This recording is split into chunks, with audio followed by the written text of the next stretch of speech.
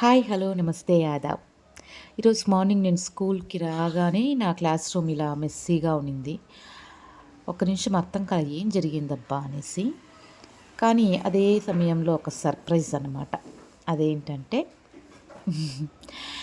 మా స్కూల్కి కొత్త టీఎల్ఎం వచ్చిందోచ్. నిజంగా టీచర్స్కి టీఎల్ఎం అంటే అంత ప్రాణం అన్నమాట. చూడండి, అంటే ఇది నేను ఎవరో ప్రైవేట్ ఆర్గనైజేషన్ వాళ్ళు ఎవరైనా ప్రొవైడ్ చేశారేమో అనుకున్నాను. కానీ తర్వాత తెలిసింది ఏమంటే స్టేట్ నుంచే వచ్చింది, ఇది ఎస్సీఆర్టీ వాళ్ళు అని చెప్పారు. సో వాళ్ళే మనుషులు పంపించి ఇలా కొన్ని సెలెక్టివ్ స్కూల్స్కి ఇలా టీఎల్ఎంని ప్రొవైడ్ చేశారు. వాళ్ళే వచ్చి ఇలా పేస్ట్ చేశారు. చూడ్డానికి మాత్రం యాజ్ ఇట్ ఈజ్ ఒక పెయింటింగ్ లాగే అనిపించింది. నిజంగా నాకు ఇవన్నీ చూసి చాలా సర్ప్రైజింగ్గా అండ్ చాలా హ్యాపీగా అనిపించింది. మా బుడతలకు కూడా చాలా హ్యాపీగా అనిపించింది. కాకపోతే వాళ్ళు ఎక్స్ప్రెస్ చేయడం చేత కాదన్నమాట. వాళ్ళల్లో వాళ్ళే చెప్పుకుంటూ ముసిముసిగా మెలికలు తిరిగిపోతున్నారు. అలాగే క్లాస్ రూమ్ లోపల కూడా చాలా వరకు స్టిచ్ చేశారు. కాకపోతే కొంచెం ఈ సైడ్ ఉండుంటే బాగుండేది, బ్యాక్ సైడ్గా ఉండింది.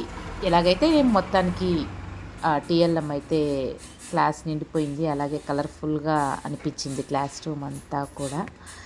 నాకైతే చాలా హ్యాపీగా అనిపించింది. నాకు మామూలుగా టీఎల్ఎం ప్రిపేర్ చేసుకోవడం, వాటి ద్వారా చెప్పడం చాలా ఇష్టం.